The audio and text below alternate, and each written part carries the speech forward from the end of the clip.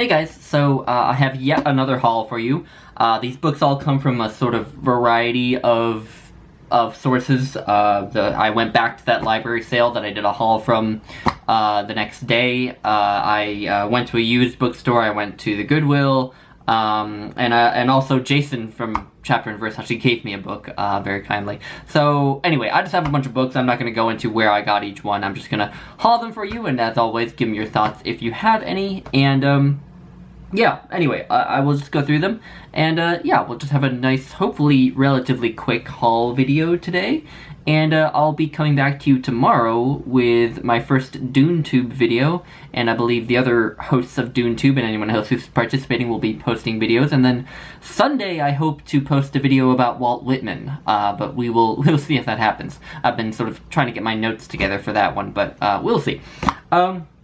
Anyway, let's get to these books. So the first few are super nerdy, so I thought that I would get through them at the start. So the first is The Critical Tradition, Classic Texts and Contemporary Trends by David Richter. And yeah, this just has a ton of seminal works in the history of literary criticism, essentially. I mean, it literally starts with Aristotle's Poetics and, you know, On the Sublime by Longinus, and it has an excerpt from Plato's Republic, and then it goes through, you know, John Dryden and Percy Shelley, and many others, and into more contemporary times it has T.S. Eliot in it. It also has some more modern people who I haven't heard of, but it does have an essay by Harold Bloom, everyone's favorite literary critic on BookTube. But yeah, this was just a super nerdy book. I will you know, dip in and out of this, read a few essays here or there. Probably won't ever read the entire thing, but I'll just read the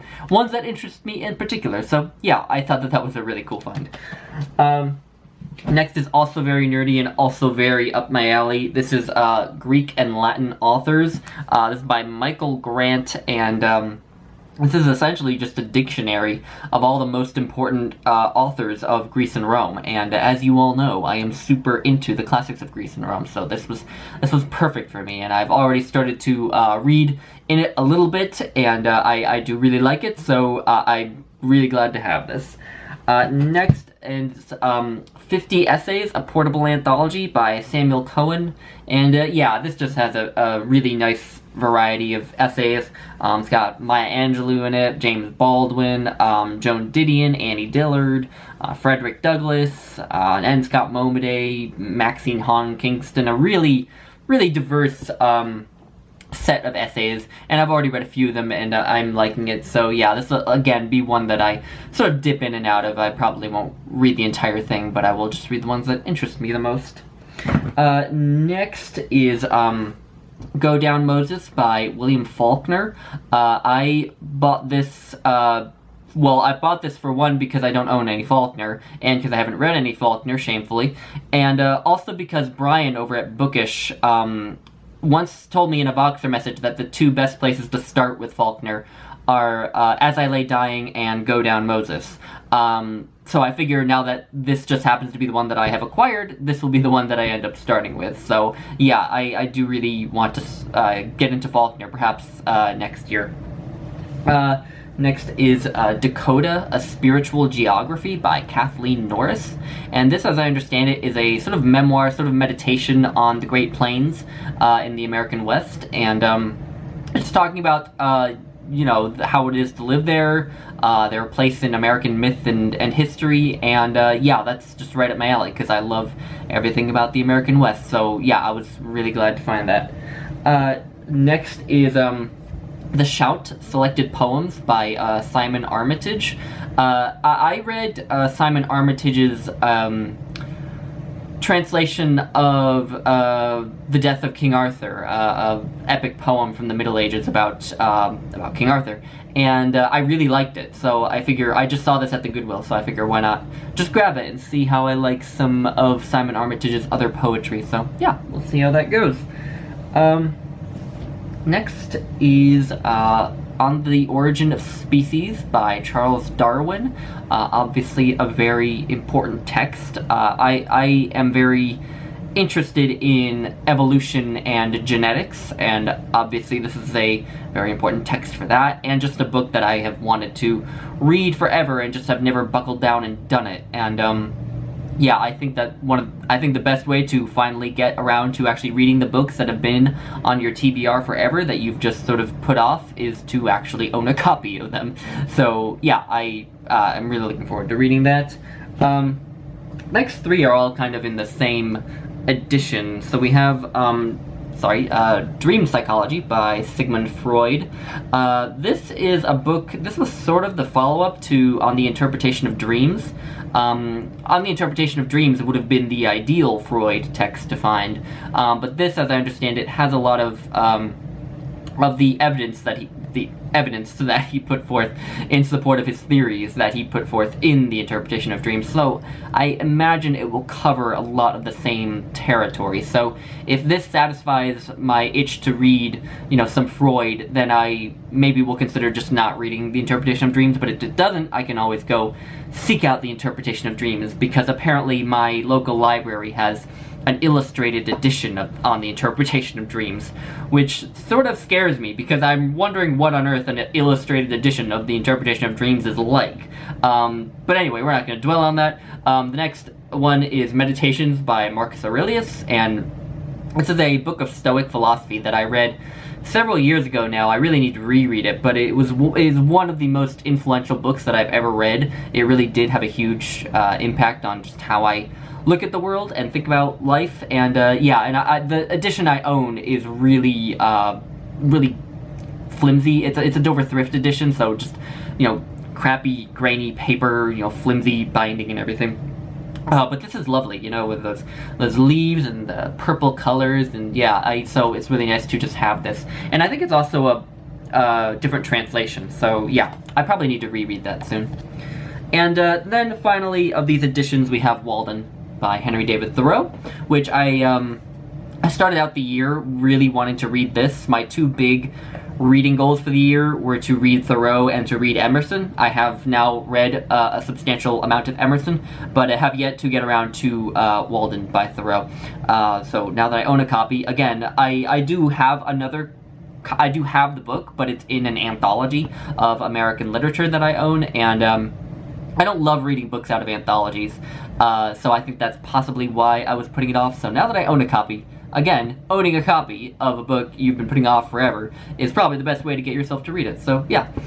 And sticking with Thoreau, I have here Collected Essays and Poems by Thoreau. And this is a bunch of his work that isn't Walden, basically. The stuff that most people don't read of Thoreau's work. I have read a few of his poems, but none of his other essays. Civil Disobedience is in here, as well as, obviously many others. His essays on John Brown are in here, and that should be super interesting. But yeah, this was very kindly given to me by Jason of Old Blues Chapter and Verse. When I was visiting last week, I mentioned to him at one point that I was hoping to read Emerson by the end of the year, and sort of talking about how I was ashamed that I hadn't gotten around to reading Thoreau yet. And Jason just happened to have this because he has like a subscription to the Library of America, and so they send him books occasionally, but this one they sent him by accident, essentially. It was a book he didn't really want, so he just gave it to me because I told him I was interested in Thoreau. So yeah, I'm super excited about that. So this is a great volume to have, and I love Library of America. Yeah. Next is another book I acquired in Wyoming, but I bought this at a bookstore. It's The Evolution of God by Robert Wright, and this is sort of about how the Judeo-Christian Islamic religions have conceived of God throughout history, and how that compares to how people tend to think about God nowadays, which is right up my alley. So yeah, I had to grab it, and it's quite big, but it's one of those books where I don't really care how big it is, just because I love the subject matter. Next is Daughter of Fortune by Isabel Allende. In my recommendations video that I did a few weeks ago, maybe it's almost a month now, I asked about authors from Chile, and both Alan Morton and Mel of Mel's Bookland Adventures recommended Isabel Allende. So yeah, I have a Chilean author to begin reading, so that is very interesting. I know that Isabel Allende is sort of uses elements of magical realism in her fiction, and I haven't actually read any books with magical realism in them, so that should be interesting. And the last few are all memoirs or biographies. So the first is An Unquiet Mind, a memoir of moods and madness by K. Redfield Jamison. This is actually another book that I have wanted to read for a really long time. I just haven't gotten around to. But yeah, it's a memoir of Jamison's experience with bipolar disorder, and also her experience with bipolar disorder as an academic herself who studies bipolar disorder. And yeah, I am very interested in mental health memoirs, although I haven't really read that many, but I want to, keep reading more of them. So yeah, and this is supposed to be a really good one. And I actually did read a book by K. Redfield Jamison. I still have it on my shelf. It's her book about suicide I read, and I really liked that, and so I am looking forward to reading this one. Next is My Crazy Century by Ivan Klima. This is a memoir by a Czech writer. Ivan Klima is one of the most significant Czech novelists of the 20th century, and this is just about his experience growing up in communist Czechoslovakia and being an artist in communist Czechoslovakia, which yeah, it's something I really want to know more about. I mean, I want to know more about communist Czechoslovakia in general because my dad grew up there, but also just being an artist in particular, and I like novelist memoirs, so this should be very interesting, and it's a very big book. And the last two are by the same author. The first is a Young Ovid, A Life Recreated by Diane Middlebrook. This is a biography of Ovid that she was working on when she died. So she actually didn't complete it, which is why it's probably so tiny. Yeah, and I love Ovid's Metamorphoses, so yeah, this was a great find. And also, this is cool because it also has actually translations of a lot of Ovid's poetry in the back of it, so I can read some more of his poetry outside of the Metamorphoses in a different translation than I've already read, so that's very nice. And then finally, to round things out, we have Anne Sexton, a biography by Diane Middlebrook, and yeah, this is her very well-regarded biography of Anne Sexton, who is one of my favorite poets, so again, just a great find. And yeah, I do think that with all these biographies, it's making me think about my own past sort of reservations about biography as a genre, because I've always, for a long time I saw biography as a bit too, I always saw biographies as so detailed that it was easy to get really bored reading them. Either bored or exhausted reading them. Like 5 pages would just be like, you feel it would be the equivalent of reading like 30 pages of another book, just because there's so much information on each page, because a lot of these biographies go into so much detail. But I think that reading the biography of James Merrill earlier this year sort of taught me how to read biographies. No, I think you read a biography to get the sense of a person's life. You don't read a biography to know every detail of a person's life, because that would just be nuts. You read it to get a general sense of their life, and as a sort of reference work.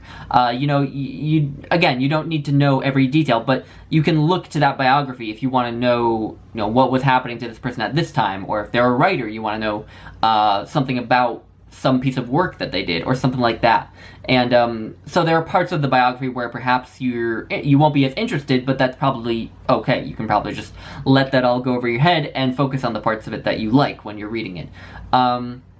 So yeah, I think this year I have sort of gotten more on board with biographies, so yeah, I'm excited to have a few. Anyway, that is the haul. Again, I will hopefully be returning to you tomorrow and the next day. We'll see about the Whitman video. The DuneTube video will be happening.